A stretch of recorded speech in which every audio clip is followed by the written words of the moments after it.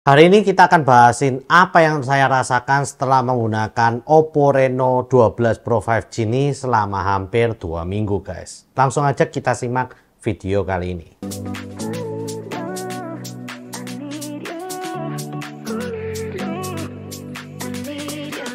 Yo guys, balik lagi dengan Billy di sini, dan kali ini kita akan membahas tentang apa kesan-kesan yang saya rasakan setelah mencoba Oppo Reno 12 Pro 5G ini selama hampir 2 minggu ya. Oke, langsung aja kita bahas guys. Yang pertama saya rasakan adalah ini baterainya bener-bener gak masuk akal guys.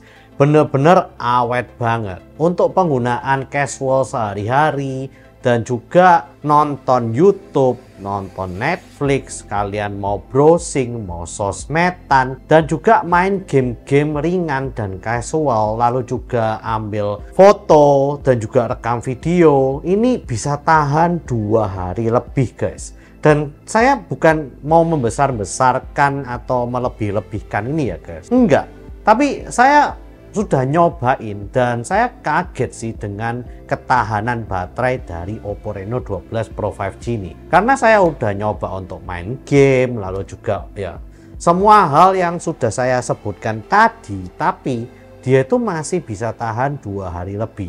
Bahkan pada saat saya pegang ini guys, ini sekarang ini smartphone ini sudah tahan 3 harian ya, dan masih bersisa 30% lebih untuk baterainya. Selain itu untuk chargingnya sendiri itu juga cepat banget, karena dia juga dilengkapi oleh adapter SuperVOOC 80 watt fast charging. Jadi ya satset tapi juga awet banget gitu baterainya. Dan selama ini saya udah review banyak sekali smartphone ya guys, tapi nggak ada loh yang saya sudah menggunakannya untuk nonton, main game kecil-kecil, lalu ya pokoknya browsing, pakai foto, rekam video dan lain-lain, tapi masih bisa tahan 2 hari lebih. Itu jarang banget ya guys. Dan misalnya udah tahan 2 hari lebih pun biasanya itu meskipun kebanyakan cuman standby, biasanya ya juga udah sisa 20%an, tapi ini beda banget. 2 hari lebih kadang-kadang bisa tahan sampai sisa 30% lebih atau 40% lebih.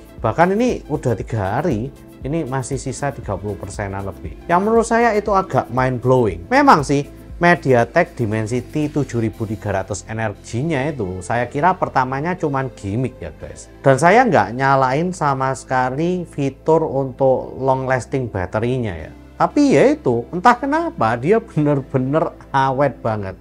Jadi bukan gimmick ya kata-kata energi yang ada di chipsetnya ini guys. Nah meskipun begitu guys, meskipun saya sudah puji-puji untuk ketahanan baterainya, tapi bukan berarti ini layak untuk kalian pakai sebagai gaming phone. Enggak, ini bener-bener menurut saya itu agak gimana gitu ya pada saat menggunakannya untuk bermain game. Saya berpikir kok lemot banget, kok harga 9 juta tapi kok agak nge-lag. Bukan agak nge-lag lagi, bahkan nggak bisa performa yang 60 fps rata gitu ya. Dan bahkan di game Honkai Star Rail itu nggak bisa di atas 31 fps. Kebanyakan malah di 27 sampai 30 fps aja. Jadi nggak bisa rata 30 fps juga. Yang membuat saya ini agak bingung gitu. Kok bisa ya smartphone ini harganya 9 juta tapi dikasih MediaTek Dimensity yang lebih jelek daripada pendahulunya, yaitu Oppo Reno 11 Pro 5G yang udah dapat MediaTek Dimensity 8200. Tapi ya karena ada kelebihan di baterainya yang tahan lama ini, saya jadi ya berpikir apakah kalian lebih memilih performa atau ketahanan baterainya ini yang bener-bener nggak masuk akal banget. Yang kedua adalah ya untuk iklannya jelas nggak ada ya. Tapi untuk iklannya sendiri sih saya di smartphone seperti Poco itu juga nggak seberapa terganggu ya. Jadi menurut saya iklan ini memang adalah suatu nilai lebih ya, jelas harus diberikan karena ini adalah HP yang menurut saya harganya flagship yaitu 9 juta.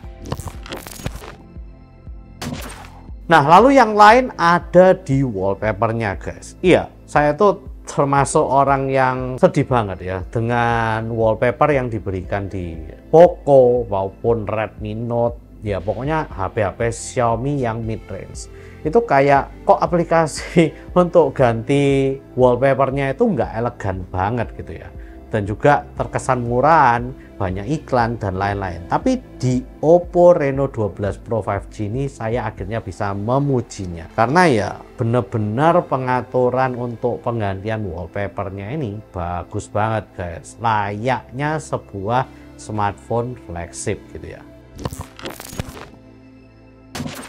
Nah, lalu yang saya sadari adalah ini smartphone bener-bener tipis dan ringan banget. Jadi saya makainya ini bener-bener merasakan bahwa wah, ringan banget ini smartphone. Saya suka dengan tekstur belakangnya, lalu juga saya suka dengan layarnya yang melengkung tapi flat di bagian pinggirannya. Dan apapun tentang estetik desain dari smartphone ini tuh saya suka semuanya. Dipakai untuk nonton pun juga enak banget. Jadi ya good job lah untuk Oppo Reno 12 Pro 5G ini dengan desain dan juga ketipisan smartphone-nya.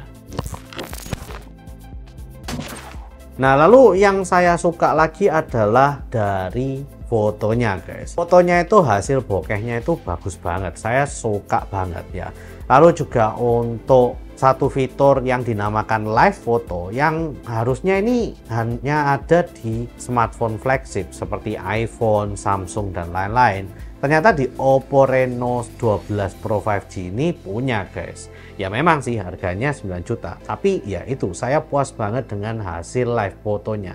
Dan nggak semua HP mid range itu bisa melakukan seperti itu ya. Tapi di Oppo Reno 12 Pro 5G ini ternyata bisa guys. Lalu ada satu fitur yang saya benar-benar suka karena ya di Oppo Reno 12 Pro 5G ini ada, yaitu adalah fitur Global Search. Dan saya benar-benar orang yang terbiasa banget menggunakan Global Search, terutama dari iPhone guys, karena di iPhone itu tinggal swipe dari tengah ke bawah ini ya, lalu dia akan bisa global search untuk apapun yang ada di iPhone ya. Dan di Oppo Reno 12 Pro 5G ini ternyata ada dan bisa melakukan hal itu. Saya benar-benar suka banget dengan fitur itu.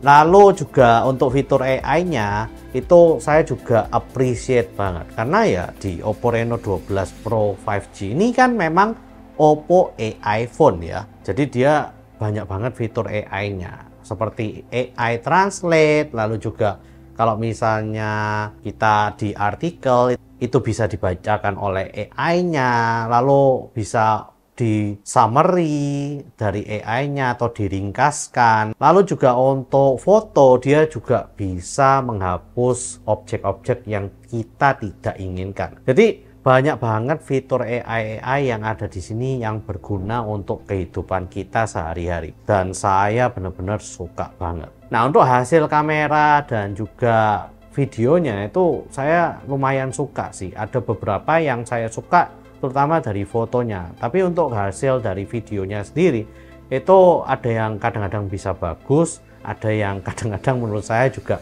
nggak bagus-bagus amat, jadi agak hit and miss. Nah, menurut saya dengan harga segini kalian misalnya pingin beli untuk main game ini nggak cocok sih, apalagi untuk kaum mendang-mending guys. Tapi untuk buat kalian yang suka dengan desain, lalu juga ketahanan baterai dan juga ketahanan, katanya sih layar depan dan juga belakangnya ini guys, ini benar-benar tahan banting ya, bisa tahan jatuh dari ketinggian berapa dan juga tahan kena air. Nah, mungkin kalau kalian suka dengan fitur-fitur yang selain performanya, kalian sih bisa sih beli smartphone ini. Tapi kalau saya sendiri sih dengan harga 9 juta, mungkin saya akan memilih smartphone lain yang flagship yang harganya 9 sampai 10 juta.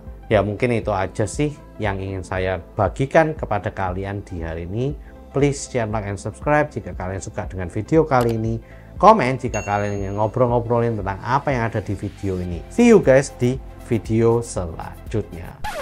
Ya pertama kali sih nyobain Oppo ini, dan color OS-nya ternyata ya lumayan sih, nggak mengecewakan. Tapi yang agak bikin saya kecewa chipsetnya sih, main game nggak banget sih menurut saya.